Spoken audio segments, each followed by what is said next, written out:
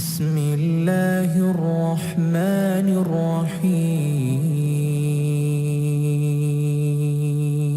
آج جو سامنے میں میرے مولا کا روزہ ہے، اگر آپ جینٹس کی طرف سے جائیں تو پہلی جو گریو ہے زری ایک ہے، اندر 4 گریوز ہے۔ پہلی گریو جو ہے وہ ہمارے 10ویں امام، اس کے بازو 11ویں امام کی ہے امام حسن عسکری علیہ السلام، اور اس کے بازو بی بی نرجس خاتون ہے جو ہماری امام کی والدہ 11ویں امام کی زوجہ ہے، اور اس کے اوپر بی بی حکیمہ خاتون ہے۔ لیڈیز کی طرف سے اگر آئے تو پہلے بی بی حکیمہ خاتون کی زیارت ہوتی، پھر 3 اماموں کی زیارت۔ بی بی حکیمہ خاتون یہ ہمارے 10ویں امام امام علی نقی علیہ السلام کی سگی بہن، 9ویں امام کی بیٹی ہے، ہمارے امام علی نقی علیہ السلام کی بہن ہے، اور 11ویں امام کی پھوپھی ہے، اور زمانے کے امام کی دادی ہے۔ تو یہ پیریڈ یہ جو ذریعہ مبارک ہے سامرے میں، ماشاءاللہ آپ سب کو اللہ ہم سب کو جلد سے جلد زیارت نصیب کرے انشاءاللہ۔ یہ 10ویں امام کا گھر تھا۔ جب آپ کو گرفتار کر متوکل اور محتشم ان لوگوں نے بلایا تھا تو اس وقت تک سامرے میں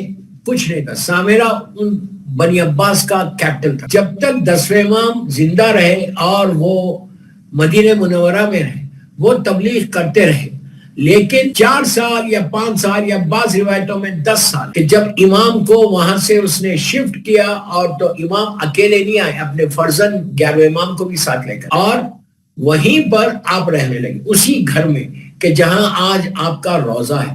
یہ روزہ جو ہے امام کے گھر میں، اور وہیں پہ سرداب مقدس ہے۔ سب جانتے ہیں کہ یہ سرداب کیا ہے، بیسمنٹ جس کو انگلش میں بولتے ہیں۔ پرانے زمانے میں گرمیوں کی وجہ سے ہر گھر کے نیچے ایک بیسمنٹ ہوتا تھا، سمر میں نیچے آ جاتے تھے۔ عراق کی گرمی تو ایئر کنڈیشن سسٹم نہیں تھا، تو نیچے آ کے گھر والے رہنے لگتے تھے۔ یہ جو سرداب مقدس ہے بالکل بازو، جہاں سب جاتے ہیں زیارت کو، اللہ ہم کو بھی جانا نصیب کرے۔ اب تو بہت شاندار، بہت بڑا ہو گیا۔ اس سرداب میں جو اتنا مقدس سرداب ہے کہ جو زمانے کے امام سے منسوب ہے، یہ سرداب 10ویں امام کا ہے، اس کے بعد 11ویں امام، اور 11ویں امام کے بعد امام زمانہ۔ آخری مرتبہ جو زمانے کے امام کو دیکھا گیا تھا، وہ پانی کا جو واقعہ وہ اسی سرداب مقدس کا ہے۔ اور سرداب اتنی بابرکت جگہ جو امام سے منسوب ہو، جہاں امام رہتا تھا، وہ کیسی جگہ ہے، دعاؤں کی قبولیت کی جگہ ہے۔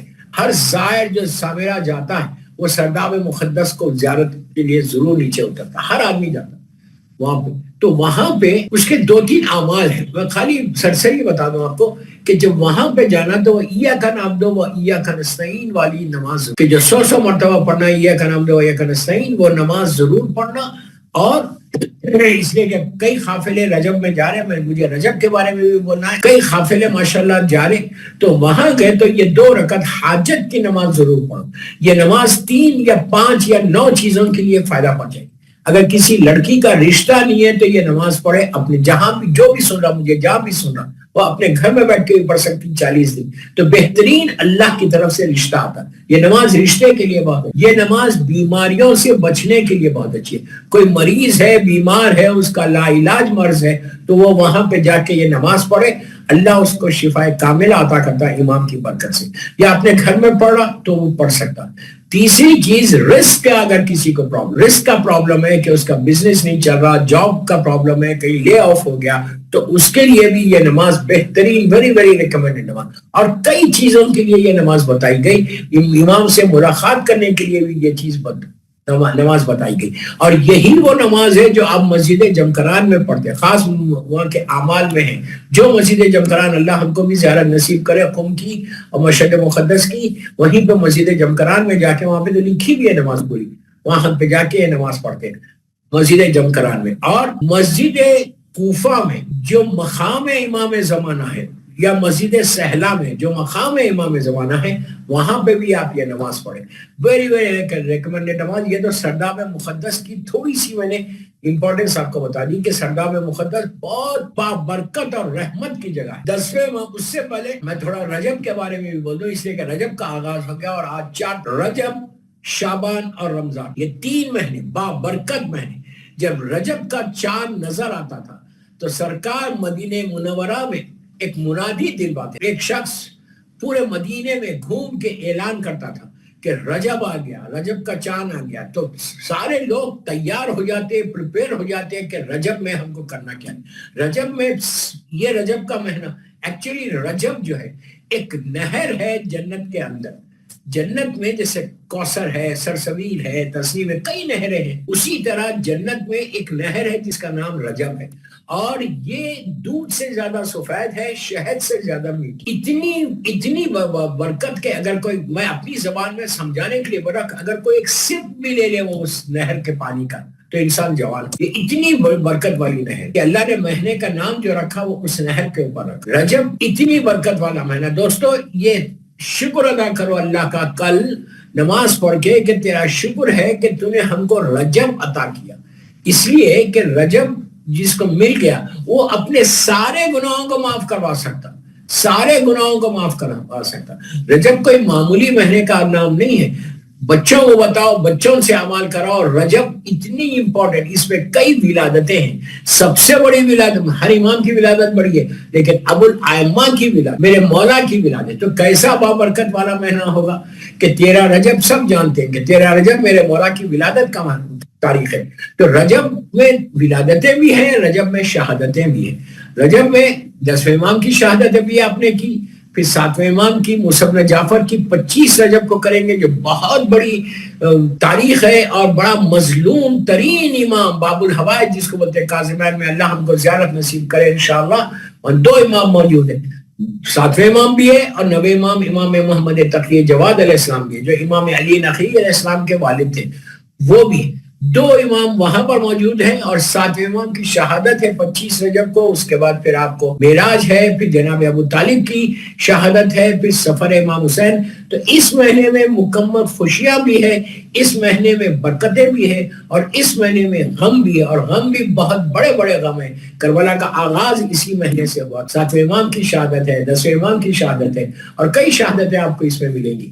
تو رجب اتنا امپورٹنٹ مہینہ ہے۔ اس کی فضیلتوں میں ایک فضیلت یہ ہے کہ اگر کوئی شخص رجب کے مہینے میں جو معراج 27 رجب 26 رجب کی رات سحر کر کے 27 رجب کا روزہ کوئی رکھتا ہے، وہ ایک روزہ بعض روایتوں میں 60 ایئرز کے روزوں کے برابر ہے، بعض روایتوں میں 100 سال کے روزوں کے برابر ہے۔ میں وہ بات نہیں کر رہا، میں صرف آپ کو یہ سمجھانا چاہ رہا ہوں کہ ایک روزہ 60 ایئرز کے روزوں کا فائدہ پہنچائے گا۔ 26 رجب کا روزہ تو کم از کم پورے رجب میں تم روزے نہیں رکھ سکتے، تو 26 رجب کی رات کا 27 رجب کا روزہ ضرور رکھ لو، اس لیے کہ 27 رجب کا روزہ تمہارے اکاؤنٹ میں 60 ایئرز کا فائدہ۔ کتنی بڑی بات ہے، روزہ کوئی معمولی عبادت نہیں ہے، روزہ بہت بڑی عبادت ہے۔ اگر تمہارے اکاؤنٹ میں اتنے سال کے روزے آ جائے تو کتنی تمہاری گڈ ڈیڈز بڑھ جائیں گی، کتنا تم کو فائدہ ہوگا۔ اور روزہ رکھ کے اگر کوئی دعا کرے، پھر اسی رجب کی 13، 14 اور 15 کو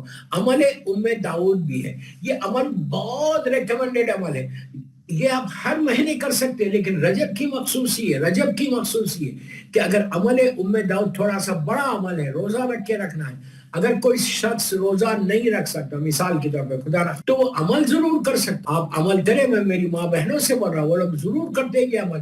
3 دن کا عمل ہے، میں عمل نہیں بتا رہا آپ کو، لیکن آپ کو بتا رہا کہ 13 رجب 14 رجب اور 15 یہ 3 تاریخوں میں روزہ رکھ کے اگر کوئی عمل داؤد رکھ، اللہ اتنا کریم ہے کہ پہاڑ بھی تمہارے سامنے، میں یوں ہی نہیں کہہ رہا، پہاڑ بھی تم اپنے ٹال سکتے ہیں۔ یہ عمل داؤد ایکسٹرا آرڈینری، ویری ریکمینڈیڈ عمل، ویری ریکمینڈیڈ عمل ان رجب، عمل داؤد سب کو پتا ہے، لیکن میں صرف ریمائنڈ کر رہا کہ یہ دن، یہ مہینہ آ گیا رجب کا کہ جس میں آپ عمل داؤد کر سکتے ہیں۔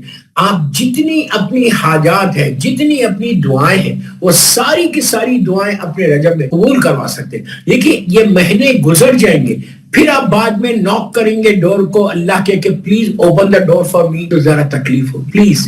یہ اللہ کا کرم ہے، یہ اللہ کی رحمت ہے کہ اللہ نے 12 مہینوں میں یہ 3 مہینے رکھے، 3 مہینے مخصوص رکھے ہمارے لیے، رجب، اس کے بعد شعبان جو اللہ کے رسول سے منسوب ہے، سرکار سے منسوب ہے شعبان، اور پھر رمضان جو شہر اللہ ہے۔ یہ 3 مہینوں میں بھی اگر کسی کے، پھر رمضان میں شب قدر آ رہی، اتنی بڑی رات، وما ادراک ما لیلۃ القدر ہے، کہ تم کیا جانو وہ رات کیا، اتنی بابرکتیں اس راتوں میں ہیں۔